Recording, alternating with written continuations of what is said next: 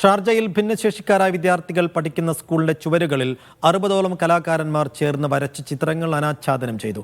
ദുബൈയിലെ Indian consul general Satheesh Kumar Sivan ചിത്രങ്ങൾ സ്കൂളിന് സമർപ്പിച്ചു. കളർഫുൾ കമ്മ്യൂണിറ്റീസ് എന്ന പേരിൽ 18 വർണ്ണചിത്രങ്ങളാണ് കഴിഞ്ഞ ദിവസം സ്കൂളിന്റെ ചുവരുകളിൽ കലാകാരന്മാർ വരച്ചു ചേർത്തത്. കുട്ടിയുടെ ജനനം മുതൽ ജീവിത വിജയം വരെ നീളുന്ന ചിത്രങ്ങളാണ് ദുബൈ അമിറ്റി യൂണിവേഴ്സിറ്റിയിലെ ആർക്കിടെക്ചർ വകുപ്പിലെ വിദ്യാർത്ഥികളടക്കമുള്ളവർ ചേർന്ന് വരച്ചത്. അമേരിക്കൻ പെയിന്റ് കമ്പനിയായ PPGയുമായി ചേർന്നായിരുന്നു പദ്ധതി. ചിത്രങ്ങൾ സമർപ്പിക്കുന്ന ചടങ്ങ് കോൺസുൽ ജനറൽ സതീഷ് കുമാർ ശിവനും ഷാർജ ഇന്ത്യൻ അസോസിയേഷൻ രക്ഷാധികാരി അഹമ്മദ് മുഹമ്മദ് അൽ മിദ്ഫയും ചേർന്ന് ഉദ്ഘാടനം ചെയ്തു. Sharjah Indian association president Nisar Thalangara അധ്യക്ഷനായിരുന്നു.